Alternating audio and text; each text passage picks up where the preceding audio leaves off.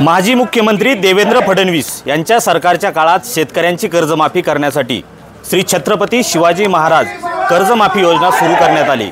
मात्र या योजनेतून वंचित राहिलेले लाभार्थी आज सहकार मंत्री दिलीप वळसे पाटलांच्या घरावरती आंदोलनाला बसलेत। खरं तर नेवासा तालुक्यात सुरू असलेल्या उपोषणाला दाद दिली नाही, त्यामुळे हे शेतकरी आक्रमक झाले आणि काल रात्रीच्या सुमारास सहकार मंत्री दिलीप वळसे पाटील यांच्या घरासमोर ठिय्या आंदोलन सुरू केलेलं आहे।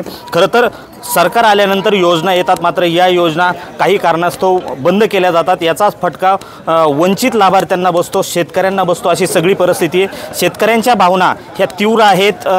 शेतकरी आज पुन्हा सकाळपासून या ठिकाणी बसलेले आहेत, आपल्या मागण्यांवरती ठाम आहेत। त्यांच्या गावामध्ये त्यांनी 4 दिवस उपोषण केलं, त्याची दखल घेतली गेली नाही, त्यामुळे हे शेतकरी पुन्हा एकदा सहकार मंत्र्यांच्या घरासमोर बसलेले आहेत। आपण बोलण्याचा प्रयत्न करूया। मला सांगा, काय नक्की घडलंय आणि का तुम्ही इथपर्यंत आलात? छत्रपती शिवाजी महाराज कर्जमाफी योजना 2017 साली घोषणा केली आणि 2019 पर्यंत ही योजना चालू राहिली। तर त्या योजनेमध्ये 70% लोकांना कर्जमाफी झाली, 30% लोक राहिले।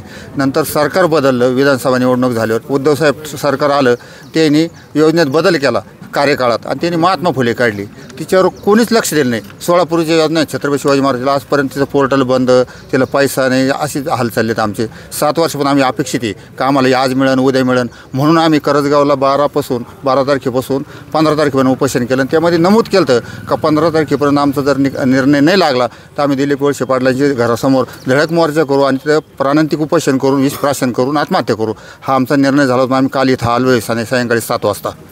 खरं तर या योजनेचे लाभ राहण्याचे राज्यातले किती शेतकरी असतील साधारणतः? राज्यातले 6.5 लाख शेतकरी आहेत योजनेतले लाभ राहिले, पण आमच्या आमच्या गावातले 212 पात्र शेतकरी आहेत आणि त्या DDR साहेबांनी आम्हाला पत्र दिलं तुमचे 212 पात्र आहेत पण पोर्टल चालू नाही आणि हा निर्णय शासन सरकार योजना सुरू करतं, त्या द्यायची वेळ आल्यानंतर हे सगळे प्रकार होत आहेत। आता लाडकी बहीण योजना आली, मागच्या योजना पूर्ण झाल्या नाही, पुढे हीच परिस्थिती आहे। काय वाटतं या सगळ्या सत्तांतरणाच्या गणितात? आम्हाला लाडक्या बहीण योजनेबद्दल बोलायचं नाही, फक्त आम्हाला आमचे पैसे मिळाले पाहिजे, आम्हाला बाकीचं काहीच म्हणायचं नाही। फक्त कुरघुड्या चालू आहेत, ही योजना कोणाची कोणी आणली याच्यावरच चालू आहे, म्हणून आम्हाला आजपर्यंत वंचित ठेवलेलं आहे शेतकऱ्यांना आणि शासनाने कोणत्याच शासनाने आम्हाला वेटीस धरू नये अशी आमची नम्र विनंती। आणि आम्हाला इथून नील दाखले दिल्याशिवाय आम्ही मंतर सोडणार नाही, काही झालं तरी। नक्कीच योजना कुणाची आणि कोण राबवणार या सगळ्या तेढ्यामध्ये शेतकरी आणि लाभार्थी हा कुठेतरी वंचित राहतो, त्यामुळे हे शेतकरी आता या ठिकाणी आक्रमक झालेत। दिलीप वळसे पाटलांच्या घरासमोर यांचं आंदोलन सुरू आहे।